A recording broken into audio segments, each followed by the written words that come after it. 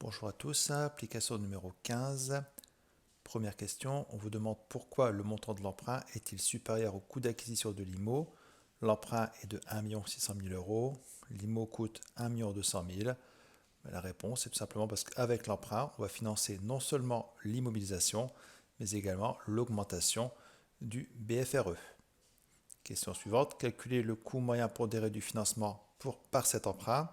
Donc pour ce faire, on va d'abord calculer le tableau de remboursement de l'emprunt qu'on a ici. Alors vous n'êtes pas obligé de le faire directement ici, mais on peut faire dans le tableau une colonne supplémentaire concernant les économies d'IS et l'annuité nette d'IS. Alors c'est pas obligatoire, vous pouvez contenter du tableau habituel et ensuite dans le tableau de flux concernant cet emprunt, on pourrait rajouter les économies d'impôt. Donc ici on va faire un petit peu un double travail. Donc on nous demande de calculer l'annuité constante de remboursement de cet emprunt. On a tous les renseignements ici. On a ici le taux de l'emprunt, le montant et la durée qui sera de 4 années, 4 annuités. Je vous propose de regarder le corrigé.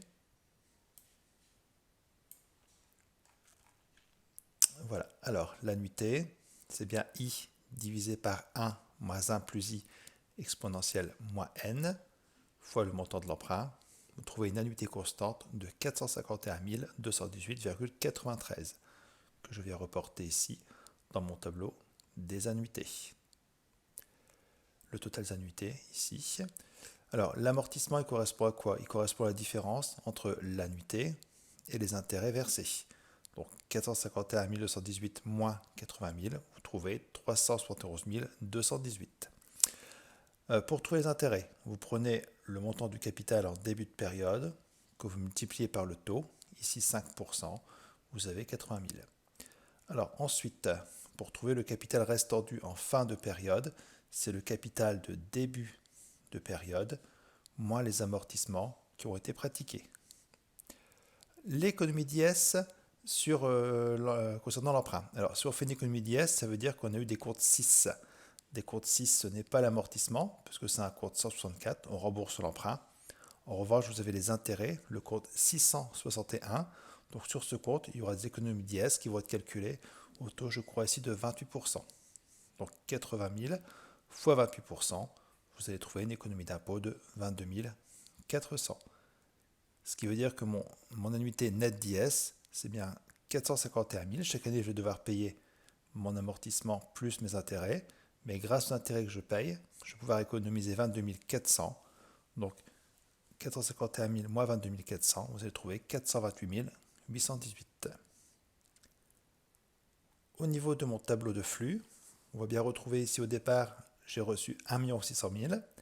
J'ai remboursé chaque année le compte 164, c'est pour ça que j'ai indiqué ici. Surtout ne vous trompez pas, on ne va pas rembourser le compte 661 parce que c'est un flux. Donc les intérêts iront dans la partie flux, dans la partie patrimoniale. Ici c'est le bilan. Donc au bilan, on rembourse du compte 164, c'est-à-dire mes amortissements. Donc ici j'ai mis le remboursement d'emprunt, voilà, avec le signe négatif. Au niveau des flux d'exploitation, donc tout ce qui va concerner le compte de résultat, on a bien nos intérêts qui vont venir s'ajouter ici. Mais sur chaque intérêt, je vais pouvoir faire une économie d'impôt que j'ai calculée à chaque fois ici à 28%. Donc par exemple ici, c'est 41 950,06 fois 28%. On a aussi des frais de dossier qu'on a laissés en compte 6 ici pour 2000 euros. Donc sur ces frais de dossier, j'ai aussi pu faire une économie d'impôt de 560 euros. Alors les frais de dossier sont versés en début d'exercice. Dès qu'on reçoit l'emprunt, en fait, on a tout de suite des frais de dossier. Donc on va considérer qu'on peut déduire immédiatement l'économie d'impôt. J'ai hésité en fait entre la mettre ici et la mettre ici en fin de période. Mais comme on a les frais de dossier dès le départ, j'ai mis l'économie d'impôt dès le départ. Ce qui nous donne ce flux de trésorerie, simplement l'addition de la colonne. Là, vous avez ici les détails des calculs. Et on va chercher en fait le coût de revient de cet emprunt. Donc on a bien reçu 1 198 000. À chaque fois, on a remboursé tout ce qui est ici. Donc ça, je le place dans ma calculatrice. Je calcule le tri. Vous allez trouver 3,64. Donc en fait, l'emprunt, grâce aux économies d'impôt, nous revient à 3,64. Et non en fait à 5 comme prévu ici.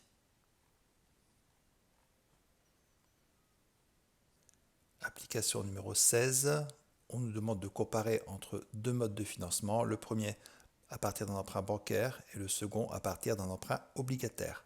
Concernant l'emprunt bancaire, il est sur 4 ans au taux de 10%, remboursement à la fin, in fine. Vous avez des frais de dossier qui s'élèvent à 1% du capital emprunté et vous avez aussi une assurance de 21 000 euros versée obligatoirement en fin de période. Donc au niveau du corrigé, qu'est-ce que ça nous donne ?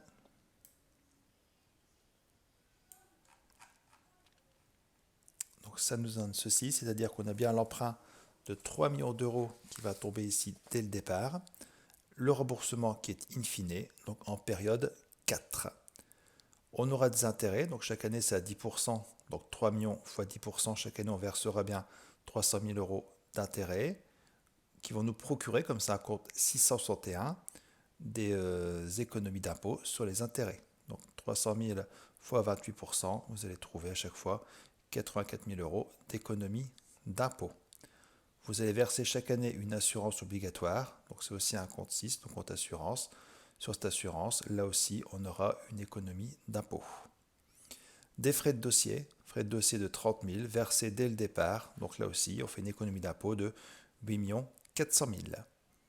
Ce qui nous fait donc des flux liés au bilan, flux patrimoniaux, des flux liés au compte de résultat. J'additionne l'ensemble des flux liés à cet emprunt, donc tableau des flux de trésorerie de l'emprunt bancaire.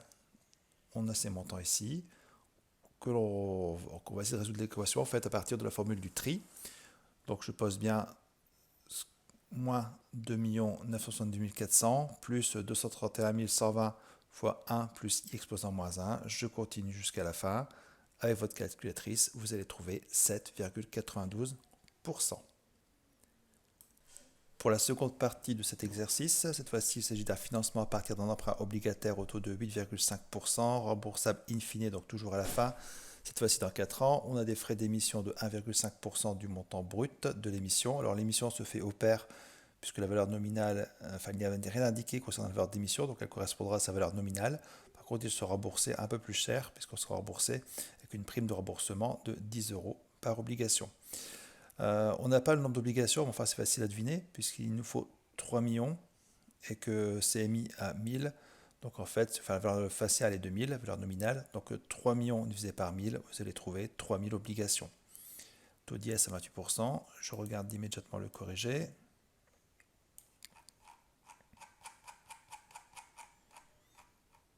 On retrouve bien ici l'émission de l'emprunt obligataire à 3 millions, son remboursement en N plus 4 ici, donc c'est un peu plus cher, vu que c'est 3000 obligations fois 1010 par obligation.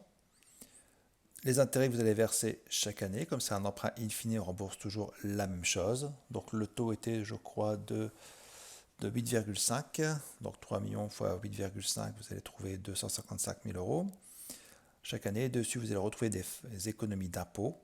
Donc 255 000 fois 28%, vous retrouvez 71 400 à chaque fois. Économie d'impôt sur frais de dossier. Alors pourquoi ? Parce qu'il me semble que les frais de dossier, là j'ai fait une erreur, les frais de dossier sont à étaler en fait, voilà, sont à étaler sur la durée de l'emprunt. Donc on va faire enfin un transfert de charge. On pourra chaque année avoir une dotation de je ne sais plus combien, parce que je n'ai pas fait le calcul, de 45 000 fois un quart, et fois 28%, parce que je vais faire une économie d'impôt. Donc vous allez retrouver une économie d'impôt sur frais de dossier de 3 150 euros. Donc je répète bien, les frais de dossier sont de 45 000 euros, c'est-à-dire 1,5% de l'émission, des 3 millions, que l'on va étaler sur 4 ans. Ça veut dire que ce n'est pas une charge qui va peser sur l'exercice N, mais sur les 4 exercices. Donc en fait, je divise par 4 et chaque année, je passerai une dotation pour ce montant. Et dessus, comme c'est un compte 6, vous aurez à chaque fois une économie d'impôt. Donc je multiplie par 28%, ce qui fait que pour la première année, par exemple, nous aurons 3150. Donc je retrouve bien ici mes frais de dossier que j'ai payés la première année, mais que je vais pouvoir étaler dans le temps. Donc je vais pouvoir étaler la dotation sur les 4 exercices. Je calcule le tri et je trouve cette fois-ci 6,68. Donc on voit que l'emprunt obligataire est beaucoup plus intéressant parce que tout à l'heure on avait 7,92. Voilà, une dernière application. Alors, cette fois-ci, ce n'est plus un financement par emprunt, mais un financement à partir d'un crédit bail. Donc le crédit bail va financer un matériel de 1 200 000 euros. Amortissement théorique de ce matériel sur 4 ans. Alors pourquoi j'ai théorique? Parce qu'on n'est pas propriétaire. Mais si on était propriétaire de ce bien, on aurait pu l'amortir sur 4 exercices. Contrat prévu pour durer 4 ans. Versement de loyer, donc des loyers des comptes 6 qui vont nous permettre de réaliser des économies d'impôt sur les loyers. L'option d'achat sera levée pour un montant de 10 000. Donc en N plus 4, on va lever l'option d'achat. Donc ici, on aura un montant. Et comme on va amortir, je crois, ce bien sur une année, voilà, amortissement total l'année de la levée d'option. On pourra aussi passer des amortissements cette dernière année. Alors attention, les amortissements ne vont pas apparaître dans mon tableau de flux, parce que c'est un tableau de flux. Les amortissements, c'est quand même des charges qui sont fictives, qui sont non décaissables. Par contre, c'est quand même un compte 6, donc sur ces amortissements, sur ces dotations, on pourra avoir aussi une économie d'impôt. Vous voyez, économie d'impôt sur la levée d'options qu'on pourra mettre ici. Il faut savoir aussi que comme on n'est pas propriétaire du bien, on ne pourra pas passer de dotation chaque année. En revanche, si on était propriétaire, on aurait pu passer les dotations et avoir des économies d'impôt sur ces fameuses dotations. Comme on ne le fait pas, on va retrouver dans notre tableau des pertes d'économies d'impôt sur les amortissements. Voilà. Il y aura aussi un dépôt de garantie qui est indiqué ici. Le montant du dépôt de garantie, il est là, il est de 10 000 euros. C'est un compte 2. Comme c'est un compte 2, on n'aura pas de conséquences sur les économies ou d'impôts. Alors, ça nous donne dans le corrigé ceci. Donc, vous voyez, c'est un peu bizarre, mais il faut réellement mettre dans votre tableau le matériel financé par crédit bail. Je sais qu'on n'est pas propriétaire, donc logiquement, il ne devrait pas apparaître, mais il faut quand même expliquer pourquoi on va payer des loyers. Donc il faut que ce bien apparaisse tout de même dans votre tableau. D'accord? Alors c'est un petit piège, on a tendance à ne pas vouloir le mettre parce qu'on n'est pas propriétaire, mais mettez-le. Physiquement, la machine est présente dans l'entreprise, donc il y a bien un flux de quelque chose de plus réel qui est rentré dans l'entreprise. Donc on va le transformer en flux monétaire, même si on n'est pas propriétaire, vous l'ajoutez ici. Le dépôt de garantie qui est ici, avec sa récupération juste ici. Les loyers que je vais payer, alors il me semble que ces loyers sont payables d'avance. Versement de 4 loyers annuels payables d'avance, donc je les mets toujours en début d'exercice, qui vont me procurer des économies d'impôt.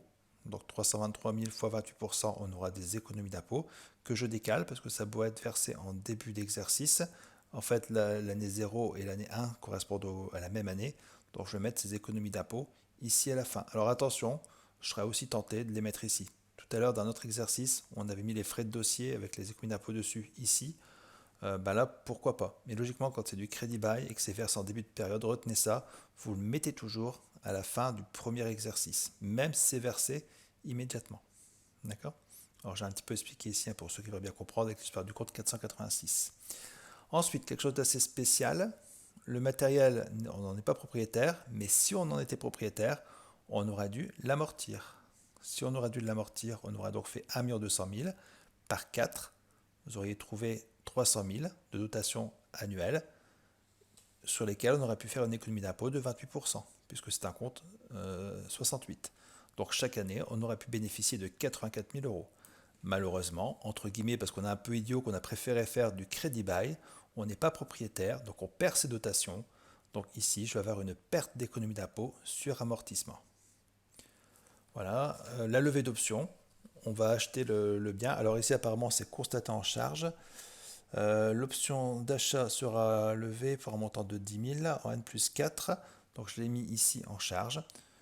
Et dessus, comme c'est un compte 6, on pourra récupérer une économie d'impôt sur la levée d'options. Parfois, ça revient un peu au même. Parfois on le met ici, au lieu de le mettre en charge, on peut le mettre ici en compte 2. On achète le bien, par exemple pour 10 000 ici, et on l'amortit sur une année. Donc on aura un compte 6 du même montant, ce qui fait qu'on aura aussi une économie d'impôt de 2800 par exemple. Voilà. Je calcule le tri, et vous trouvez cette fois-ci un coût du crédit bail de 4,21.